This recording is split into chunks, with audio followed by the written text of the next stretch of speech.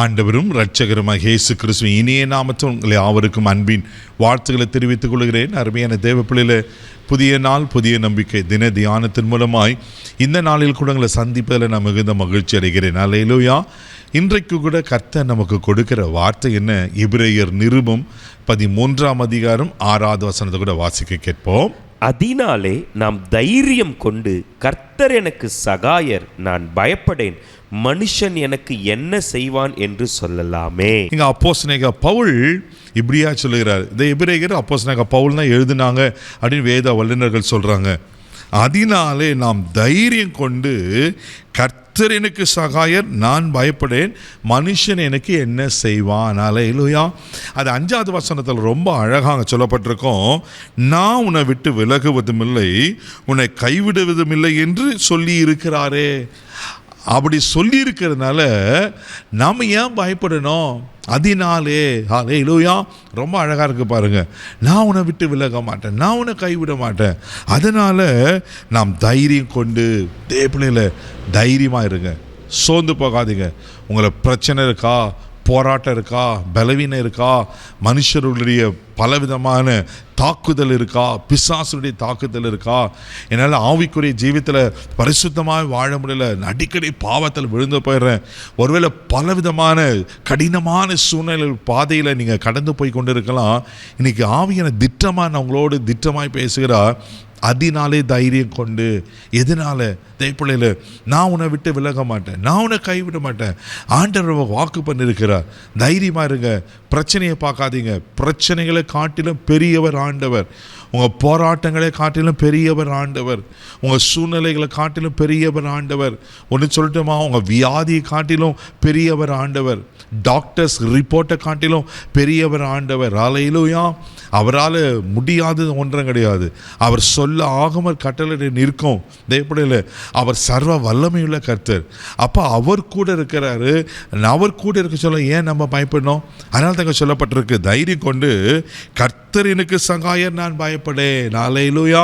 அவர் எனக்கு சகாயராக இருக்கிறாரா. தேவப்படையில் பொது மொழிபெயர்ப்பில் இப்படியா சொல்லப்பட்டிருக்கு, நாம் துணிவோடு, ஆண்டவரே எனக்கு துணை, நான் அஞ்ச மாட்டேன். ஆமென்.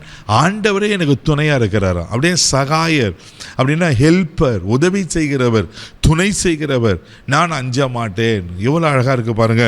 ஆமென். மனிதன் எனக்கு எதிராக என்ன செய்ய முடியும் என்று கூறலாம்.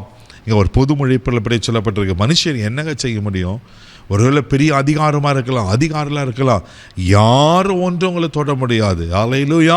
அவர் உங்களுக்கு சகாயராக இருக்கிறார், அவர் உங்களுக்கு துணையாளர் இருக்கிறார். யாருக்கு தெரியுமா சகாயர்? சங்கீதம் புஸ்தகம் 10ஆம் சங்கீதம் 14ஆம் வசனத்தை வாசிப்பீங்கன்னா இப்படியே சொல்லப்பட்டிருக்கு. வாசிக்க கேட்போம். அதை பார்த்திருக்கிறீரே, உபத்திரவத்தையும் குரோதத்தையும் கவனித்திருக்கிறீரே, நீர் பதிலளிப்பீர். ஏழையானவன் தன்னை உமக்கு ஒப்புவிக்கிறான், திக்கற்ற பிள்ளைகளுக்கு சகாயர் நீரே. அல்லேலூயா. திக்கற்ற பிள்ளைகளுக்கு சகாயர் நீரே. உங்களுக்கு யாரும் உதவி செய்ய இல்லைன்னு நினைக்காதீங்க. ரொம்ப நான் அடிமட்டத்தில் இருக்கேன் பிரதர், மற்றவங்களுக்கு முன்னாடி ரொம்ப லீஸ்டாக இருக்கிறேன் அப்படி யோசிக்காதீங்க. தேவப்பிள்ளையில் அவர் நம்மளுக்கு நியாயம் செய்கிற கதை. அவர் பதில் அளிப்பார், அவர் பதில் அளிப்பார். ஆமேன். பதில் அளித்து அவர் என்ன பண்ணார்? திக்கற்ற பிள்ளைகளுக்கு சகாயராக இருக்கிறாரா. யார் எனக்கு உதவி செய்வார்? அனாதை போல் இருக்குன்னு கலங்கி கொண்டிருக்கீங்களா? பயப்படாதீங்க. உங்களுக்கு சகாயம் பண்ணுகிற, உங்களுக்கு துணைன்னு இருக்கிற ஆண்டவர் இருக்கிறார்.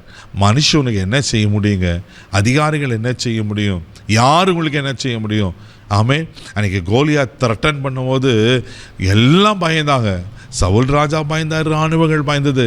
ஆனால் தாவீது தைரியம் கொண்டு, மனுஷனுக்கு என்ன செய்வான்? அல்லேலூயா. தைரியமாக வரேன்னு சொல்லி கோலியாத்தை வீழ்த்தினான் அல்லவா. நீங்களும் தைரியமாக இருங்க, ஆண்டவர் உங்களுக்கு சகாயம் செய்வார். கண்களை மூடி நாம் ஜெபிக்கலாம். தகப்பனே, உமக்கு நன்றி சொல்லி துதிக்கிறோம், ஸ்தோத்திரப்பா. கர்த்தர் எனக்கு சகாயர் சொன்னது போல ஆண்டவரே, எங்களுக்கு சகாயம் பண்ணுகிற தெய்வம் நீர் தான் ஆண்டவரே. எங்களுக்கு உதவி செய்கிற துணை நிற்கிறவர் நீர் தான் ஆண்டவரே. நாங்கள் மனுஷரை பார்த்து பயப்படலாப்பா ஆண்டவரே, சூழ்நிலைகளை பார்த்து பயப்படலாப்பா. நீங்கள் உதவி செய்யுங்க. யாராருக்கு என்னென்ன சகாயம் வேணுமோ இன்றைக்கு இயேசுவின் நாமத்தில் நான் ஜெபம் பண்ணுறப்பா. திக்கற்ற பிள்ளைகளுக்கு சகாயரே ஆண்டவரே, எனக்கு உதவி செய்ய யாரும் இல்லைன்னு கலங்கி கொண்டு இருப்பாங்கண்ணா, இன்றைக்கு உங்கள் கரத்தை நீட்டி இவளுக்கு ஆசீர்வதிங்கப்பா. இந்த நாள் முழுதும் கரம் பிடித்து நடத்தும். உங்கள் தெய்வீக பாதுகாப்பு ஒப்புக்கொடுக்கிறேன் இயேசுவின் மூலம் ஜெபம் கேளும் பிதாவே, ஆமென். அவர் உங்களுக்கு சகாயர். தைரியமாக போங்க. God bless you.